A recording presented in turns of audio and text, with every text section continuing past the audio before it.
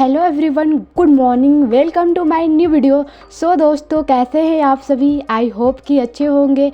तो मेरी सुबह की शुरुआत हो चुकी है मॉर्निंग से, जो कि मेरे मन में उठ रहे हज़ारों सवालों के साथ। आज मुझे क्या पढ़ना है, कौन से टॉपिक पढ़ना है, क्या क्या कवर हो पाएगा, ये बहुत सारे सवाल मेरे मन में उठ रहे थे। इसी के साथ मैं आ गई अपने कमरे में कि मैंने डिसाइड किया कि आज मुझे क्या पढ़ना है और क्या नहीं पढ़ना है। तो मेरे को आज पहले टाइम दिखा देते हैं, उसके बाद बताते हैं क्या पढ़ना है। सो दोस्तों, टाइम हो रहा है सुबह के 7:05 हो गया है। तो चलिए अपनी स्टडी स्टार्ट करते हैं। आज मेरे मन में उठ रहे थे सवाल कि आज क्या क्या पढ़ ले। यार सोच रहे थे कि मैपिंग मैं बहुत दिनों से नहीं की हूँ, बुक भी अच्छे से रीड नहीं की हूँ, तो ये सारा चीज मैं कर लेती हूँ, बुक रीड कर लेती हूँ। क्योंकि बुक रीड करने से ना एक चीज़, कॉन्सेप्ट जो रहता है ना, एकदम अच्छे से और क्लियर होता है, एक कॉन्फिडेंस आता है। हाँ, बुक में ये सारी चीजें दी गई हैं। इसी के साथ मैं टू डू लिस्ट भी बना ली, ताकि मेरे माइंड में एकदम क्लियर रहे कि ये चीज पहले ये करना है, करंट अफेयर पढ़ना है, फिर उसके बाद मैपिंग करनी है, फिर टेस्ट देना है। ये सारी चीजें मैंने अपना किया। तो सबसे पहले मुझे करंट का नोट्स बनाना है, मैपिंग करना, टेस्ट एनसीईआरटी एंड जियोग्राफी का। जब अब मुझे चूज करना है कि देखो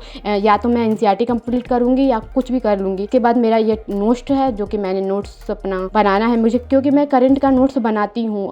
जो नोट्स मुझे मिलते हैं ना, से मेरा मतलब लगता है कि यार कुछ पढ़ा ही नहीं है। जब तक खुद से पेन डाउन ना करो ना, तो मुझे वो फीलिंग्स ही नहीं आती, अच्छा ही नहीं लगता। तो सवाल उठता है कि करंट अफेयर में क्या पढ़े, क्या छोड़ दे, कैसे नोट्स बनाए, क्या ना बनाए। तो ये सारी चीजें, बहुत सारी चीजें होती है। तो सबसे पहले कोई भी करंट का मुद्दा आता है, न्यूज आता है, तो सबसे पहले वो माइंड में देखना चाहिए कि ये मेरे कौन से टॉपिक से रिलेटेड है, और टॉपिक्स में कौन से मतलब किसी विभाग से है या जलवायु से है, किस टॉपिक से है, किस सब्जेक्ट से है। तब उसके बाद फिर कौन से विभाग द्वारा लाया गया है, किसके द्वारा लाया गया है, और किसके लिए लाया गया है, उसका उद्देश्य क्या है। ये सारी चीजें अगर माइंड में कॉन्सेप्ट क्लियर है ना, तो ये फटाक से नोट्स बन जाता है। इसमें लेट नहीं लगता, नहीं तो ऐसे सोचना पड़ता है यार इसमें क्या लिखें क्या ना लिखें। तो ये फायदे नुकसान, ये कौन से कब तक के लिए लाया गया है, ये सारी चीजें मैंने नोट पेन डाउन कर लिया और नोट्स अच्छे से बना लिया। फाइनली ये 4 साइज का जो पेपर होता है, उसी पे मैं बनाती हूँ, क्योंकि ये एक बहुत अच्छा रहता है, क्योंकि उसमें जो भी चीजें रिप्लेस करने होते हैं ना, वो आप कर लेते हो। उसके बाद मेरा मैपिंग था, वर्ल्ड मैपिंग, क्योंकि मुझे वर्ल्ड मैपिंग करना था भाई। मुझे उसमें जो भी प्लेसेज है ना, वो याद करने थे। अब जैसे कोई भी न्यूज आता है तो पता नहीं चलता अच्छा किस देश से है, जैसे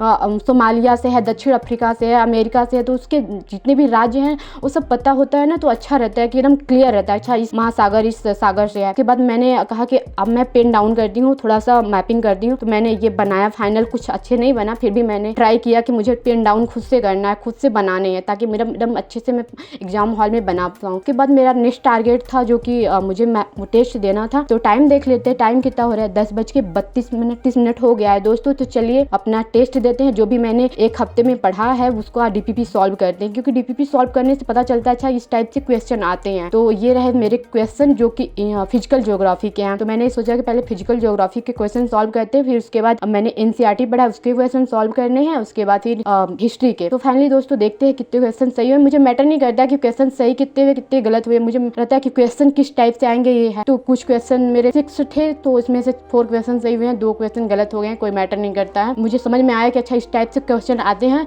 और इस टाइप से ही क्वेश्चन पढ़ने हैं, ऐसे ही पढ़ने हैं। फिर उसके बाद मैंने इसका एनालिसिस किया कि मेरा कहाँ पे गलत हुआ, तो मैंने कहाँ पे गलत किया था। तो यहाँ पे चट्टानों के जो भी रवे होते हैं, मतलब जो चट्टाने में गैप पाए जाते हैं, ये सारी चीजें वो वहाँ पे मैंने गलत कर दिया। इसका अच्छे से एनालिसिस किया, उसको फिर पेन डाउन कर लिया कि अच्छा ये ऐसे करना है। इसके बाद मैंने टाइम देखना है कि 11:27 हो गया है। अब तो चलिए बुक रीड करते हैं। बुक रीड करना बहुत ही इंपॉर्टेंट होता है। ये आपको एक कॉन्फिडेंस फील कराता है। उस पर से आप जो भी पढ़ रहे हो ना, तो आपको मतलब खुद से भी फीलिंग्स होनी चाहिए कि हाँ मैंने पढ़ा है। ये सारी चीजें होती है। आप बहुत अच्छा लगता है बुक पढ़ना भी चाहिए, ये बहुत ही अच्छा होता है। और ये रहा मेरा, मैंने फर्स्ट रीडिंग में ही सारा अंडरलाइन कर लिया था कि अच्छा ये सब इंपॉर्टेंट लगा था, इसलिए मेरा कुछ ज्यादा ही हाईलाइट हो गया था। फिर बुक रीड करते करते दोपहर के 1:17 हो गया। तो चलिए कुछ काम कर लेते हैं, पढ़ाई के साथ तो हो गया। अब मुझे करना है ये सब बेड वोड साफ करना था, मैंने कर लिया। और उसके बाद सब मेरे रूम में जाले लग गए थे, तो उसको भी हटाना है। तो चलिए उसको साफ करते हैं, क्योंकि संडे होता है या किसी भी दिन होता है ना, तो जब तक रूम साफ ना हो तब तक सही नहीं लगता है। फिर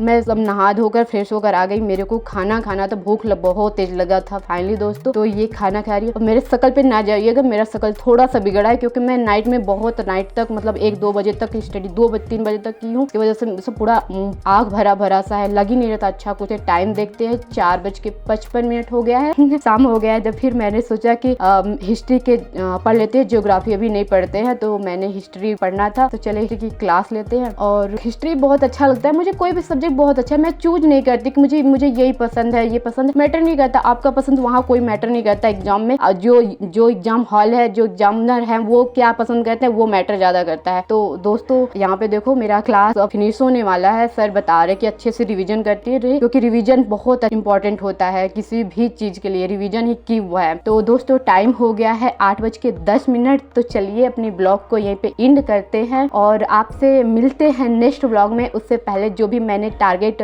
पूरा किया है उसको मैं टिक कर लेती हूँ अपने डायरी में, क्योंकि एक कॉन्फिडेंस होता है कि यार मैंने इतना टारगेट जो भी फिक्स किया था वो मेरा पूरा हो गया है। मैंने ज्योग्राफी की जगह हिस्ट्री पढ़ा है तो कोई बात नहीं, कल पढ़ लेंगे ज्योग्राफी। तो चलिए ब्लॉग को यहीं पे एंड करते हैं, मिलते हैं आपसे नेक्स्ट ब्लॉग में। तब तक के लिए जय हिंद, जय Bharat, take care, bye bye friends.